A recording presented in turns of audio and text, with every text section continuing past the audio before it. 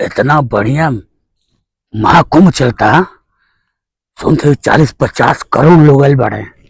हम अपन भेष बदल के जाती हुई साधु नागा लोगन के बीच में चल जाब और सबसे पैसा मांगब, 2-2 रुपया 10-10 रुपया मांगब और अरबपति बन जाबे। यह बढ़िया, ये धंधा बढ़िया बा। हाँ, ये सब नकली बनवा ले बाटी। चल ए बाबा। हाँ बाबा। हाँ, गच्चर एकदम गड़ाइल है बच्चा। बोला ए बाबा। हाँ बाबा ही अघोरी बाबा।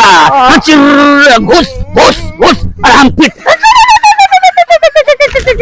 हाँ, हम 25,000 साल हिमालय पे। हाँ, तो छपरा में जो एकदम माउंट एवरेस्ट नहीं बा, छपरा में रसूलपुर लगे। अब बता रहे बाबा। बैठ के एकदम तपस्या कहनी ऐसे एकदम से, तब जाके सीधे एकदम जन्नाद उत्पन्न भइल। कहले कलो का चाहिए?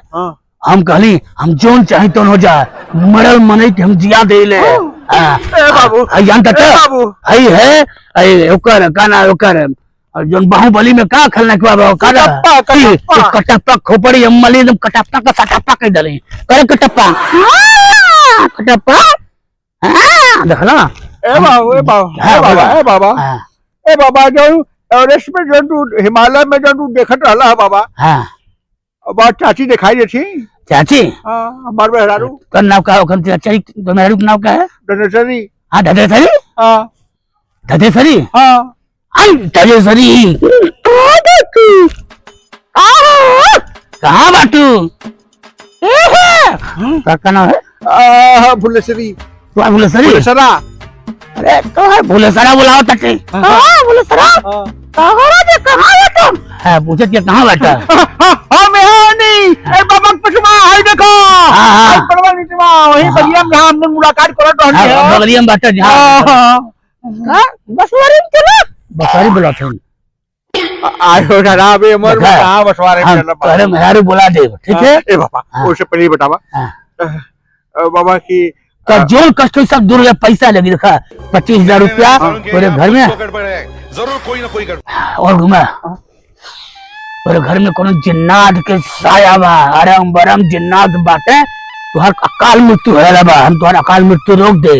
हाँ, हम जाते महाकुंभ के सबसे बड़ा नागा साधु, सबसे बड़ा बैरागी हम ही आए। हाँ ए बाबू हाँ तार कुछ चरवा जानल पहचानल लगा बाबू। हमार कैसे? हम तो हमेशा कंदरा में रहिले, गुफा में रहिले, पताल लोक में रहिले।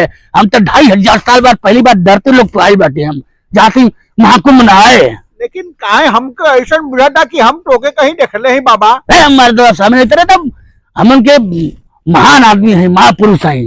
ठीक है, पैसा वैसा खर्चा वर्चा करा हम चले तुम्हारा सारा दुख एकदम बाधा हर ली। अच्छा हाँ देना बाबा। का बतावा? अरे सारे ढोलवा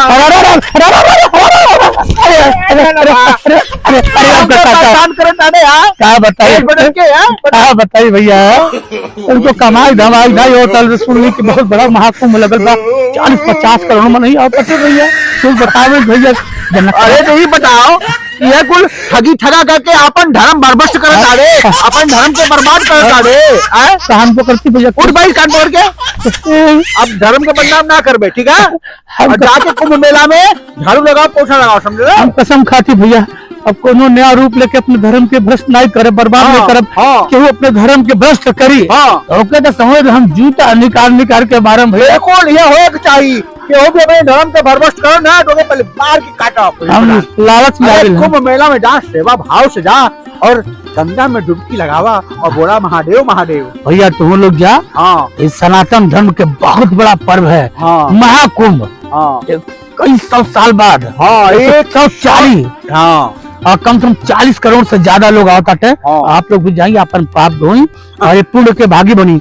और हमरे जैसे गलती मत करिए। तो हम लोग भैया गेहूँ पैसा के लालच में चोर चक्कर से सावधान रह जाये। हमरे जैसे लोगों से सावधान रह जाये। बस जायल जा, सेवा सत्कार कल जा, पुण्य के भागी बनल जा। 40 करोड़ नहीं, 40 करोड़ डू हम चल रही। अपने मेहरारू को भी चल जाये। तुहार तो बिया भेल बा, हम का करे? हम कैसे जाए? अरे ढेला बाबा कोनो बात ना, व्यवस्था हो गई जोड़ रही। हमारे मेहरारू घर में बुला लियो के? हाँ बुला ले तो हम लोग अपने मेहरारू साथ जा, सब परिवार लेके जाए, ठीक है? तो खाए मिली ना?